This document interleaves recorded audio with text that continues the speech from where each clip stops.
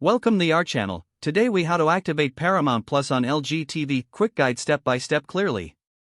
To activate Paramount Plus on your LG TV, start by turning on your LG TV. Press the home button on your remote to access the main menu. Navigate to the LG Content Store.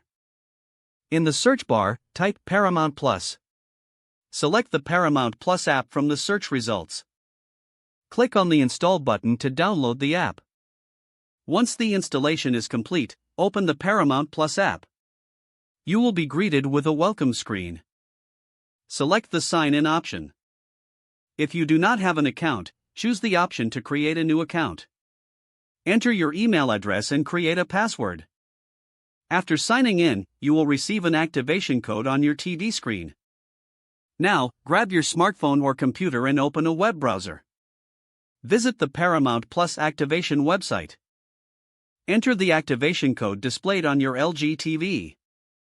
Click on the Activate button. Once your device is activated, return to your LG TV.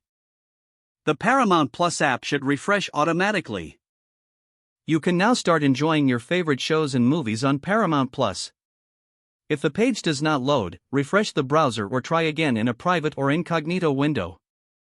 Make sure you are using the correct email address, then retype it carefully to avoid small typos. If your password is not accepted, use the reset option and create a new strong password you can remember. Check your spam folder for verification or security emails, then complete any requested confirmation steps.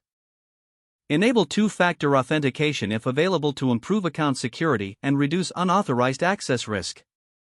After signing in, review your profile details so your contact information and settings are accurate and current. If you see an error message, note it down and try again after restarting your device and internet connection.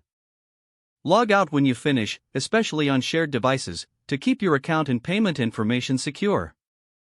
If the page does not load, refresh the browser or try again in a private or incognito window.